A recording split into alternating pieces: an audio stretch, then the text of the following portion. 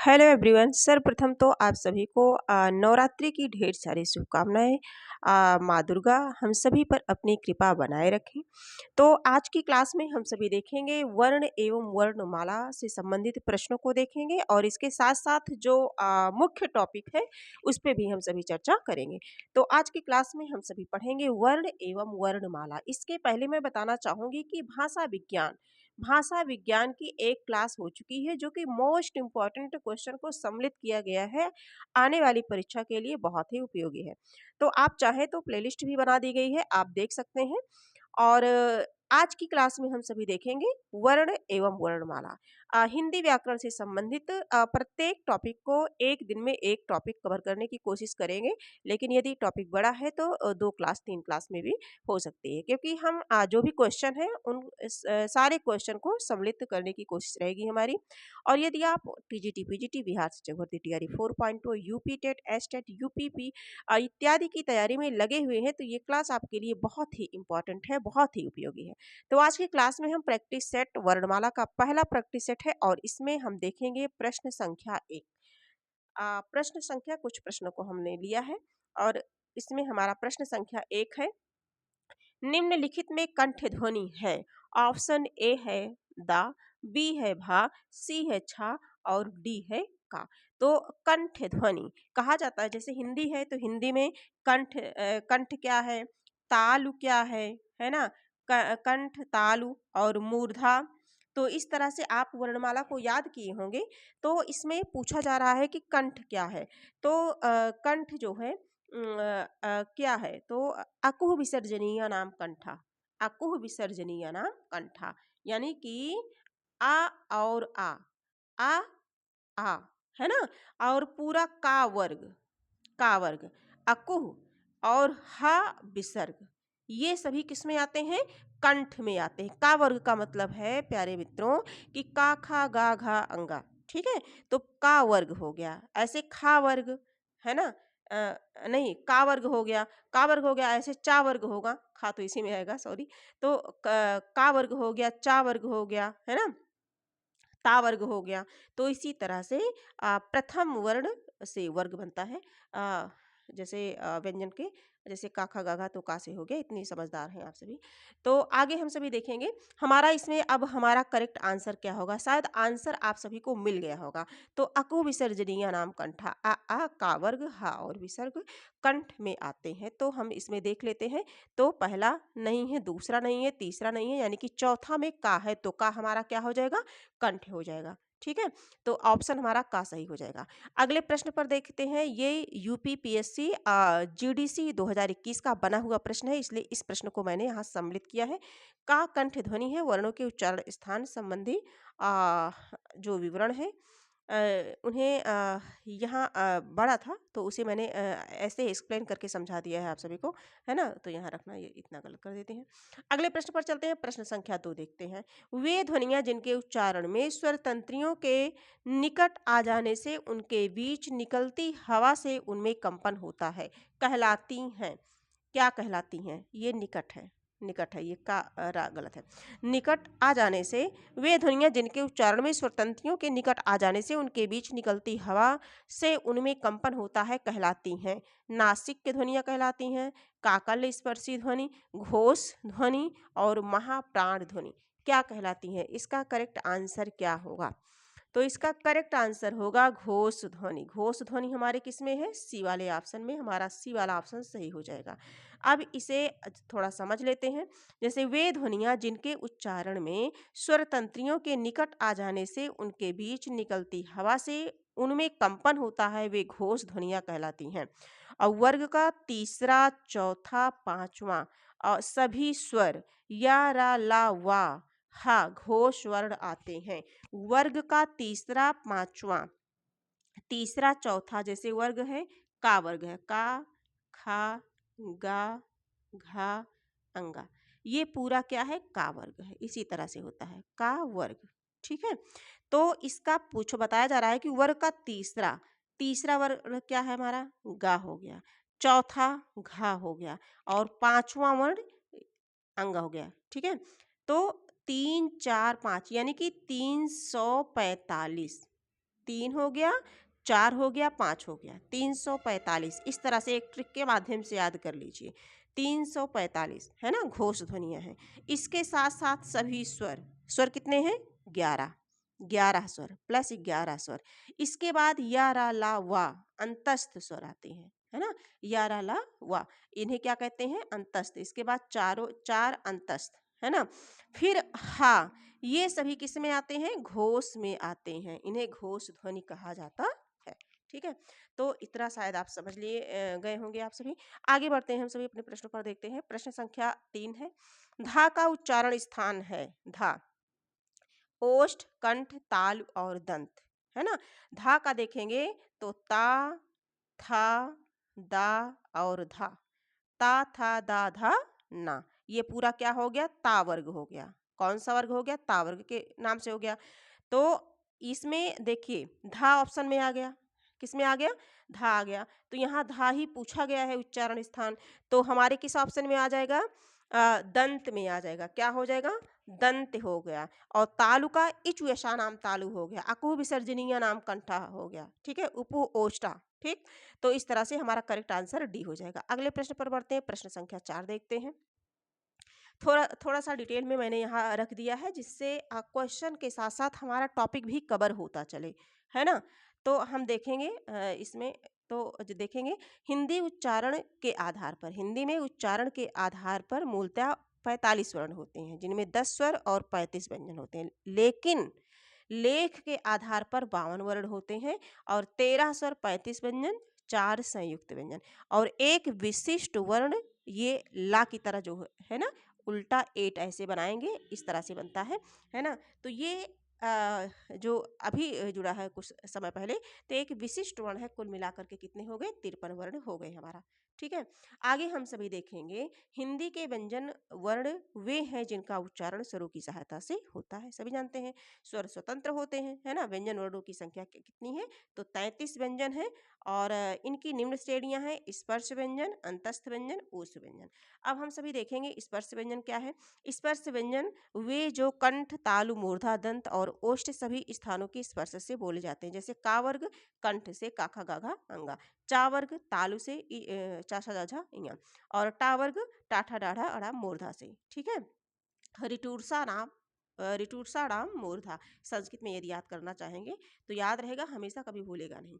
अब इसी तरह से तावर्ग हो गया, है ना, दंत, और पाफा बाभा माँ ओष्ठ हो गया। ठीक है, तो इस तरह से हम लोगों ने देखा।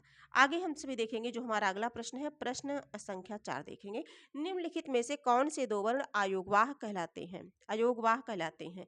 तो आ मतलब दीर्घ आ, और अह, अन और री, अन और आ, है ना? तो जो अन है, अन और आ, यही क्या है? अयोगवाह। करेक्ट आंसर हमारा डी होगा। अगले प्रश्न पर चलते हैं, थोड़ा सा डिटेल में समझ लीजिए। अन और आह वर्ण अयोगवाह कहलाते हैं। अयोगवाह ऐसे वर्ण जिनमें स्वर एवं व्यंजन दोनों के गुण पाए जाते हैं, स्वर के भी व्यंजन के भी, है ना? देखिए हाँ, अयोगवाह कहलाते हैं। हिंदी वर्णमाला में अनुस्वार एवं विसर्ग अयोगवाह होते हैं। अब जैसे ये है, क्या है? अनुस्वार है, और इसे हम क्या बोलेंगे? विसर्ग बोलेंगे, है ना? तो ये दोनों जो है अयोगवाह कहलाते हैं। अनुस्वार के उच्चारण में श्वास नाक से निकलती है और अनुस्वार हमेशा स्वर के बाद आते हैं। हिंदी में अयोगवाह की संख्या कितनी है? 2 है। प्रश्न बनता है अयोगवाह, एक तो ये प्रश्न हो गया, दूसरा हो गया हिंदी में कितनी संख्या है इनकी? तो 2 संख्या है। अगले प्रश्न पर चलते हैं, प्रश्न संख्या 5। वाक्यों में प्रयुक्त शब्दों का व्यवहारिक और अनुशासित रूप कहलाता है। वाक्यों में प्रयुक्त शब्दों का व्यवहारिक और अनुशासिक रूप कहलाता है। अक्षर, वर्ण, पद और शब्द। प्रश्न संख्या 5 और इसका करेक्ट आंसर बताना है। तो इसका जो करेक्ट आंसर है वो हो जाएगा पद। क्या कहलाएगा? पद कहलाएगा। करेक्ट आंसर सी हो जाएगा। अगले प्रश्न पर चलते हैं। अब यहाँ थोड़ा डिटेल में देख लीजिए, है ना? जिससे इससे क्या होता है, मैं तथ्यों को इसलिए यहाँ सम्मिलित करती हूँ कि जो भी हमारा क्वेश्चन है उसका कॉन्सेप्ट एकदम से क्लियर हो जाए, है ना? कोई कन्फ्यूजन ना रहे, जिससे कभी भी परीक्षा में प्रश्न बने तो वो हमारे एकदम सही सही रहे, गलत ना हो। तो वाक्यों में प्रयुक्त शब्दों का व्यवहारिक और अनुशासित रूप पद कहलाता है। इसी प्रकार सार्थक वर्ण या वर्णों के समूह को शब्द कहते हैं। ये परिभाषा आप लोगों ने देखी होगी, कई बार पढ़ी होगी। शब्द साभिप्राय होते हैं। जब कोई सार्थक शब्द वाक्य में प्रयुक्त होता है तब उसे क्या कहते हैं? पद। जब कोई सार्थक शब्द का मतलब क्या होता है, जिसका कोई अर्थ निकले, है ना, और वाक्य में प्रयुक्त होता है तब उसे पद कहते हैं। व्याकरण नियमों के अनुसार विभक्ति, वचन, लिंग, काल आदि की योग्यता रखने वाले वर्णों का समूह पद कहलाता है। स्पष्ट हो गया।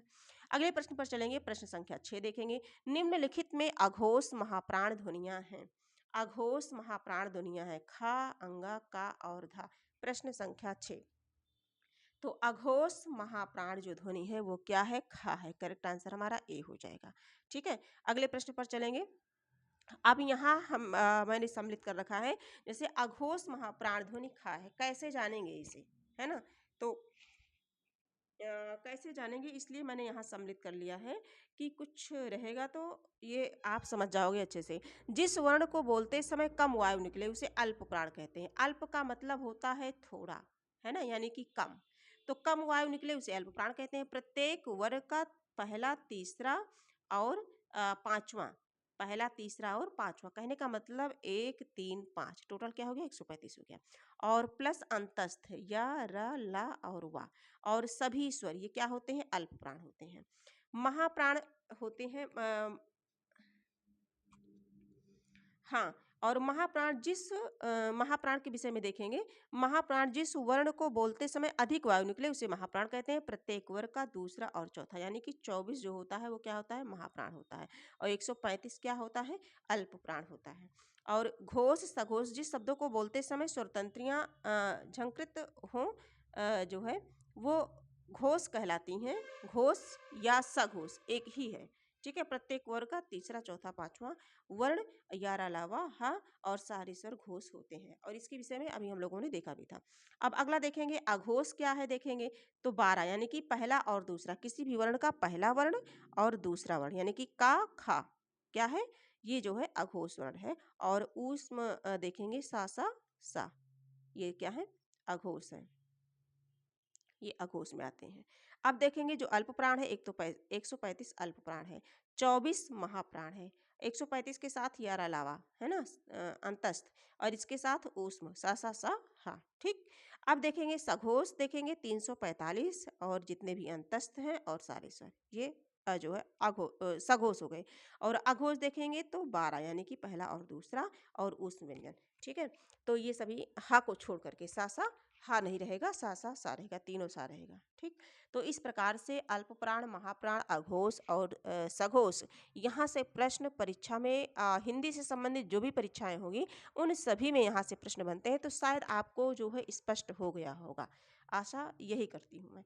तो अगले प्रश्न पर चलेंगे, प्रश्न संख्या 7 देखेंगे। निम्नलिखित में से आयोगवाह है, आयोगवाह है, हम लोगों ने अभी क्वेश्चन के माध्यम से देखा आयोगवाह क्या है, तो शायद आप सभी इजीली बता पाएंगे। विसर्ग, महाप्राण, संयुक्त व्यंजन और अल्प प्राण, आयोगवाह है। देखिए प्रश्न इस तरह से भी बनता है, निम्नलिखित में से आयोगवाह है क्या है।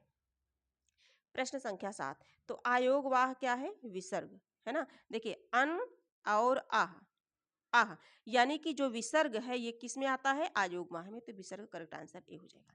अगले प्रश्न पर हम चलेंगे, प्रश्न संख्या 8 देखेंगे। निम्नलिखित में से कौन सा पश्च स्वर है, कौन सा पश्च स्वर है, आ, ई, जा और ढा, पश्च स्वर कौन सा है। प्रश्न संख्या 8, तो आ जो है पश्च स्वर है, करेक्ट आंसर हमारा ए हो जाएगा। अगले प्रश्न पर हम बढ़ेंगे, प्रश्न संख्या 9 देखेंगे। किस क्रमांक में ई स्वर का सही उच्चारण स्थान है, किस क्रमांक में ई स्वर का सही उच्चारण स्थान है। कंठ, तालु, ओष्ठ और मूर्धा। देखो अकुह विसर्जनीय नाम कंठ, इच यशा नाम तालु, तो ई और चा वर्ग पूरा चा था झैया, इच यशा या और शा, ये सभी किस में आते हैं, तो तालु में आते हैं। करेक्ट आंसर हमारा बी हो जाएगा। अगले प्रश्न पर चलेंगे, प्रश्न संख्या 10, व्यंजन वर्गीकरण की दृष्टि से ला व्यंजन किस वर्ण भेद में रखा जाएगा। ला को किस में रखते हैं, मूर्धन, वत्स, कंठ और दंत, ला, तो ला को वत्सर्य में रखते हैं, है ना, वत्सर्य में रखते हैं। ये करेक्ट आंसर हमारा बी हो जाएगा। अगले प्रश्न पर चलेंगे, प्रश्न संख्या 11 देखेंगे। हिंदी शब्दकोश में ज्ञान शब्द कहाँ मिलेगा, ज्ञान शब्द कहाँ मिलेगा, ज्ञा शब्द, है ना, खा वर्ण वाले शब्दों के बाद, रा वर्ण वाले शब्दों के बाद, छा वर्ण वाले शब्दों के बाद, त्रा वर्ण वाले शब्दों के बाद। तो इसका जो आंसर होगा प्रश्न संख्या 11, प्रश्न संख्या 11 का आंसर हो जाएगा छा वर्ण वाले के बाद। ठीक है, अगले प्रश्न पर देखेंगे प्रश्न संख्या 12, निम्नलिखित में कौन सा वर्ण टा वर्ग का नहीं है? ऑप्शन ए है टा, अ, हाँ, टा, ठा, डा, ढा और अड़ा। ठीक है, अ, तो इसमें कौन सा वर्ग नहीं, हम ढूंढ लेते हैं कौन सा वर्ग नहीं है। ये भी है, ये भी है, ये भी है, धा नहीं है हमारा, ता था धा, ये दंत का है ना, तो करेक्ट आंसर हमारा डी हो जाएगा। अगले प्रश्न पर चलेंगे, प्रश्न संख्या 13 देखेंगे, निम्नांकित में से कौन सा वर्ण स्वर नहीं है? स्वर नहीं है, स्वरों की संख्या कितनी है? तो हमारा स्वर, हमारे स्वर कितने हैं? 11 हैं। आ स्वर है, उ स्वर है, ए स्वर है। अब आगे हम देखते हैं, हमारे एक ऑप्शन और है इया, है ना, चाछा ज्यादा ही है, ये किस में आएगा? व्यंजन में, और व्यंजन में भी नासिक के, है ना, क्योंकि पंचमाक्षर है, तो करेक्ट आंसर हमारा डी हो जाएगा। अगले प्रश्न पर चलेंगे, प्रश्न संख्या 14 देखेंगे, हिंदी भाषा में कुल कितने स्वर हैं? अब ये तो बताने की जरूरत पड़ेगी नहीं, ये सभी परिचित है ना, टाइम ना वेस्ट करते हुए आगे बढ़ते हैं। 11 स्वर हैं, 33 व्यंजन है। आगे प्रश्न पर देखेंगे, प्रश्न संख्या 15, छा वर्ण किसके योग से बना है? छा वर्ण किसके योग से बना है? तो छा वर्ण बना है का प्लस सा के, है ना, तो यानी कि प्रथम में हलंत लगता है, का प्लस सा से, करेक्ट आंसर हमारा ए हो जाएगा। आगे देखते हैं प्रश्न संख्या 16, का ग ज फ ध्वनियाँ किसकी हैं? है ना, ये ध्वनियाँ किसकी हैं? संस्कृत की हैं, अरबी फारसी की हैं। संस्कृत की कहीं से भी नहीं लग रही हैं, अरबी फारसी की हाँ हो सकता है।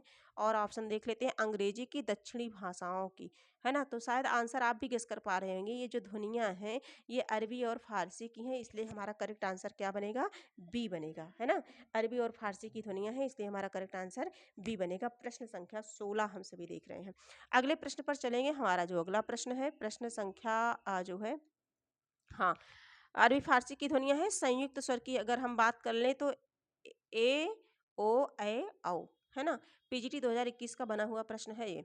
जितने भी प्रश्न हैं इसमें सभी इंपॉर्टेंट सम्मिलित किए गए हैं, और हाँ, ये क्लास आपके लिए बहुत ही उपयोगी है, और 100% मैं श्योर के साथ कहती हूँ कि इसमें से आपकी परीक्षा में यदि वर्णमाला से प्रश्न बनता है, और जरूर बनेगा, तो इस क्लास से आपको 100% क्वेश्चन मिलेंगे। ठीक है, तो ये क्लास आप जो है करना मत भूलिए। प्रश्न संख्या 17 है, सभी स्वर होते हैं, सभी स्वर होते हैं। ऑप्शन ए है दीर्घ, बी है अघोष, सी है महाप्राण, डी है अल्प प्राण। सभी स्वर होते हैं, अभी मैंने कई बार बताया, 2-3 क्वेश्चन के माध्यम से डिटेल में डीपली हम लोगों ने पढ़ा है कि सभी स्वर होते हैं। प्रश्न संख्या 17, तो इसका करेक्ट आंसर हो जाएगा, जितने भी स्वर होते हैं वो क्या होते हैं? अल्प प्राण होते हैं। अल्प प्राण का मतलब क्या होता है? जिनमें वायु जो है कम लगती है ना, कम। अल्प का मतलब क्या होता है? कम होता है, कम समय लगता है जिसके उच्चारण में। अगले प्रश्न पर चलेंगे, है ना, ये थोड़ा सा देख लेते हैं। अल्प प्राण ध्वनियाँ, जिन ध्वनियों के उच्चारण में उससे कम मात्रा में प्राणवायु बाहर निकले उन्हें अल्प प्राण कहते हैं। इसी आधार पर जितने भी स्वर हैं वो सभी क्या हैं? अल्प प्राण है, तथा प्रत्येक व्यंजन के वर्ग का पहला, तीसरा और पांचवा, यानी कि 135 और प्लस अंतस्थ। अंतस्थ का मतलब क्या होता है? अंतस्थ व्यंजन होते हैं या, रा, ला, वा, है ना, ये सभी क्या है? अल्प प्राण है। ठीक, आगे हम देखेंगे 18 नंबर का प्रश्न है, निम्नलिखित में से कौन सा वर्ण घोष महाप्राण है? अल्प प्राण, महाप्राण, घोष, अघोष के विषय में हम लोगों ने चर्चा की है अभी ऊपर। श, स, सा और हा वर्ण घोष महाप्राण है, घोष महाप्राण है, कौन से हैं? प्रश्न संख्या 18, तो इसका करेक्ट आंसर हो जाएगा हा। हा हमारे किस ऑप्शन में है? डी वाले है, तो करेक्ट आंसर हमारा डी सही हो जाएगा। अगले प्रश्न पर चलेंगे, प्रश्न संख्या, हाँ, यहाँ मैंने रख दिया है कुछ प्रस्तुत वर्णों में हा घोष वर्ण है। देखो, घोष सघोष ऐसी ध्वनियां हैं जिनके उच्चारण में स्वरतंतियों में कंपन होता है। उदाहरण, प्रत्येक वर्ग का, चा टा ता पा का, तीसरा, चौथा, पांचवा, यानी कि 3, 4, 5, 145 यार अलावा और सारे वर्ण, सारी चीजें को हम लोगों ने देखा है। ठीक है, महाप्राण के विषय में भी हम लोगों ने देखा है, और इसीलिए हा जो है सघोष महाप्राण ध्वनि है। ठीक, तो प्रश्न संख्या 19 देखेंगे, निम्नलिखित शब्दों में से उस शब्द को चुनिए जिसमें उचित स्थान पर अनुसार का प्रयोग हुआ हो। ध्वनियाँ, संयुक्त, संशोधन और गणतंत्र। पुनः प्रश्न को पढ़ना चाहूंगी, क्योंकि कोई भी क्वेश्चन बिना 2 बार पढ़े समझे, है ना, नहीं करना चाहिए। तो थोड़ा सा अगर कंफ्यूजन लगे तो पढ़ लेना चाहिए। निम्नलिखित शब्दों में से उस शब्द को चुनिए जिसमें उचित स्थान पर अनुस्वार का प्रयोग, अनुस्वार इसे कहते हैं, ये अनुस्वार है और ये चंद्रबिंदु है और ये क्या है, विसर्ग है हमारा। तो अनुस्वार किस पे लगा है, कहीं किस पे दिख रहा है, संयुक्त पे लगा है। करेक्ट आंसर हमारा बी हो जाएगा। यहाँ बी होना चाहिए, है ना। तो इस तरह से जैसे अंगूर हो गया, अंगद हो गया, कंकड़ हो गया, इन सब में है। तो प्रश्न संख्या देखेंगे 20 देखेंगे, जो इस क्लास का आखिरी प्रश्न है, क्योंकि बहुत सारी इंपॉर्टेंट तथ्यों को मैंने सम्मिलित कर दिया था, तो वहाँ से प्रश्न बनने ही बनने थे, इसलिए बहुत ज़्यादा प्रश्नों की संख्या न बढ़ाते हुए प्रश्नों को 20 ही रखा, लेकिन इसके साथ जो भी कंटेंट है, जो भी तथ्य को हम लोगों ने पढ़ा, उससे कई सारे प्रश्न बन सकते हैं। इसलिए जो इस क्लास का आखिरी प्रश्न है वो 20वां प्रश्न है। भाषा की सार्थक लघुत्तम इकाई किसे माना जाता है? अर्थ, वर्ण, मात्रा और शब्द। देखिए, सार्थक की जब बात पूछे तो क्या माना जाएगा? सार्थक में क्या हो जाएगा? शब्द हो जाएगा। क्या हो जाएगा? शब्द हो जाएगा। तो ये क्या है? शब्द। करेक्ट आंसर हमारा डी हो जाएगा। ये क्लास यदि आपको उपयोगी लगे, उपयोगी तो खैर है ही है आप सबके लिए, तो आप इसे लाइक, सब्सक्राइब और अपने कुछ मित्रों तक शेयर कर दीजिएगा, क्योंकि शेयर करने से क्या होता है, हमारा आत्मविश्वास बढ़ता है और हम क्लास बनाने के लिए जो है आंतरिक रूप से प्रेरित होते हैं। तो आज की क्लास के लिए इतना ही, फिर हम मिलेंगे कुछ महत्वपूर्ण तथ्यों के साथ। तब तक के लिए धन्यवाद।